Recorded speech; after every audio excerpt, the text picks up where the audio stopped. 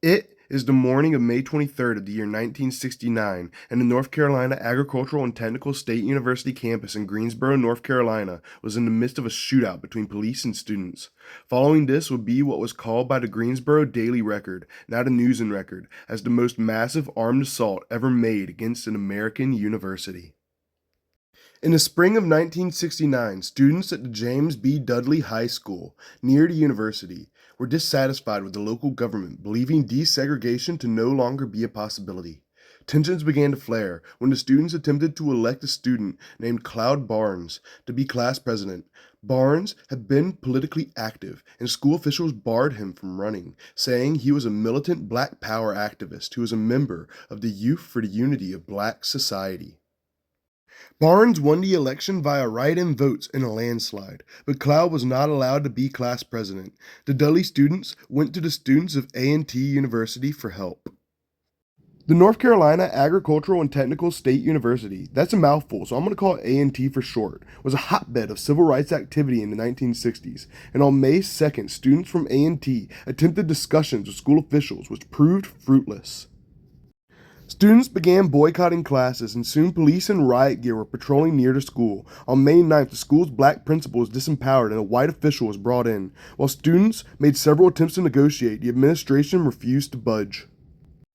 On May 19th, police began arresting the protesting high schoolers, with 9 being arrested. More protests followed, with the police reporting a weapon on a protester on May 21st. The resulting attempt to quell the protest ended with rocks being thrown at school windows, and police responding with tear gas on the students. Some bystanders reported that the police chased the student protesters for blocks, gassing them. The community members who were affected by the tear gas also began to throw rocks at police cars, and the Dudley students went back to A&T for help.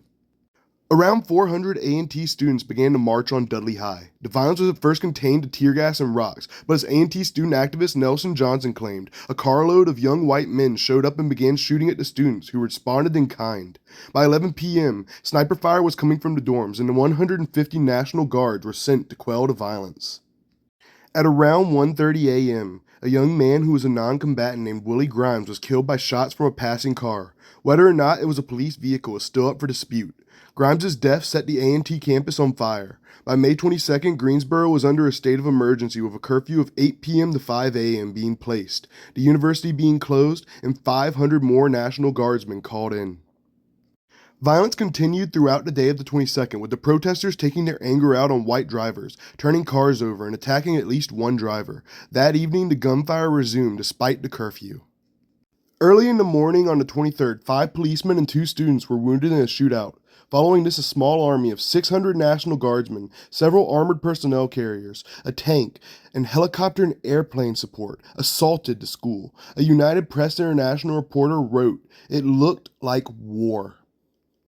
At 7 a.m., the National Guard raided Scott Hall Dormitory. Under suspicion, the students had a large number of guns. Scott Hall had been where much of the shooting came from. Using smoke, nausea, and tear gas grenades in raids, the National Guard arrested over 300 students from the A&T dorms. By the end, only 3 operable weapons were found. By the 25th, the uprising was declared over. The North Carolina governor, Robert Scott, stated that the violence was caused by militants who had stolen a high school election to further their cause. However, the North Carolina State Advisory Committee to the U.S. Commission on Civil Rights found that the inaction of school officials was partially responsible, calling the system at Dudley High unjust and stating the school had suppressed dissenters instead of taking them seriously.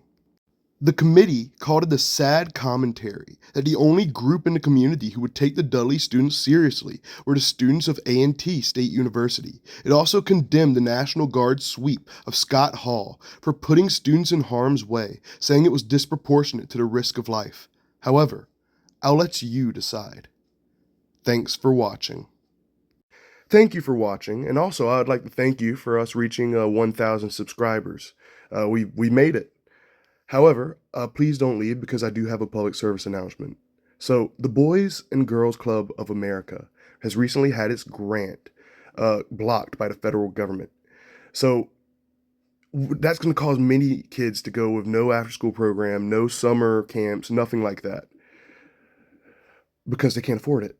So, if you want to support them, I have a link below. You can donate, or it'll have a link on their page to contact your senator and get them or try to change their mind. Thank you.